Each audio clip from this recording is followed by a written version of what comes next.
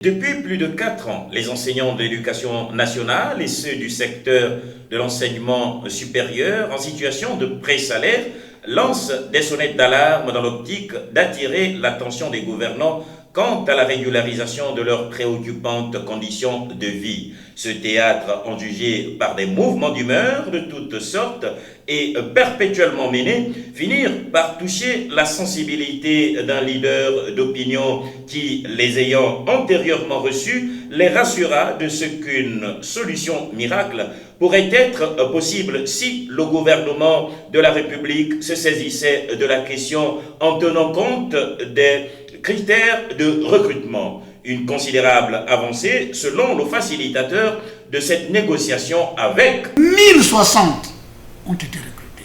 1060 dossiers ont été traités.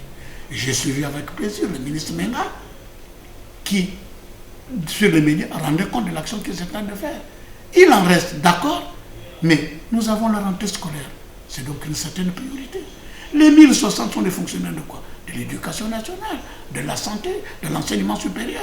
Ça ne veut pas dire que les autres sont laissés pour compte. Non! Un coup de bâton magique, maître? Non. Il y a seulement eu que les instructions qu'elle a données ont trouvé des aboutissements heureux et tout.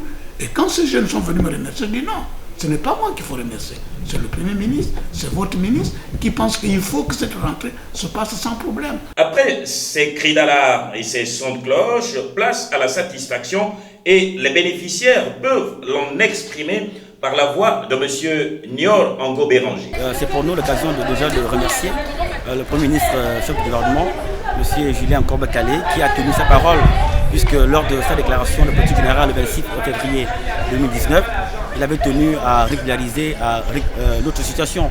Et aujourd'hui, nous constatons avec beaucoup de satisfaction que les choses sont en train de bouger. Remercier le gouvernement Courbet-Kalé pour les efforts fournis, c'est bien, mais il reste du chemin à faire.